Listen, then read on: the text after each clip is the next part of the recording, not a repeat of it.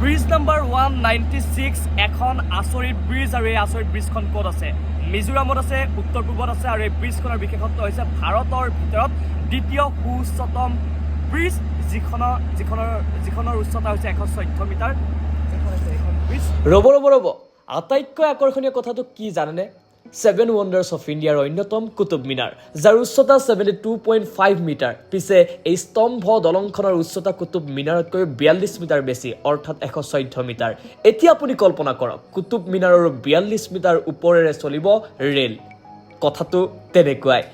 এইখন হৈছে দেশৰ ভিতৰতে দ্বিতীয় সুউচ্চ পিলাৰ ব্ৰিজ এই স্তম্ভ দলংখনৰ নাম সাইৰাং দলং এইখন আছে মিজোৰামৰ ৰাজধানী আইজলত আৰু আইজলত এই দলংখন থকাৰ আৰতো আছে এটা ঐতিহাসিক কাহিনী দৰাচলতে স্বাধীনতাৰ পিছত প্ৰথমবাৰৰ বাবে আইজলবাসীয়ে চকুৰ সন্মুখত দেখিব ৰেল সেৱা ভাবিলে আচৰিত লাগে নহয় জানো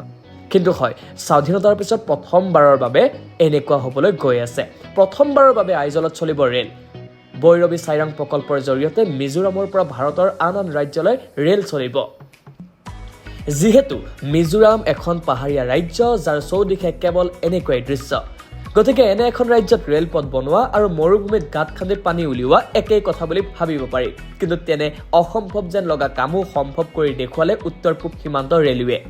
পাহাৰ কাটি ৰেলপথ বনাইছে যিমান সম্ভৱ পাহাৰ নকটাকৈ ৰেলপথ বনাবলৈ চেষ্টা কৰিছে যাৰ বাবে নিৰ্মাণ কৰিছে এনেকুৱা সুউচ্চ দলং যাৰ বাবে নিৰ্মাণ কৰিবলগীয়া হৈছে 48টাকৈ টানেল 55খন ডাঙৰ দলং 87খন সৰু দলং 5খন উৰণ সেতু 6খন তলেৰে চলাচল কৰা সেতু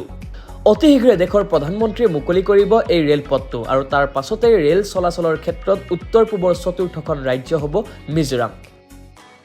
এই সন্দৰ্ভত আৰু কেইবাটাও ভিডিঅ' পৰৱৰ্তী সময়ত আপোনালোকক দেখুৱাম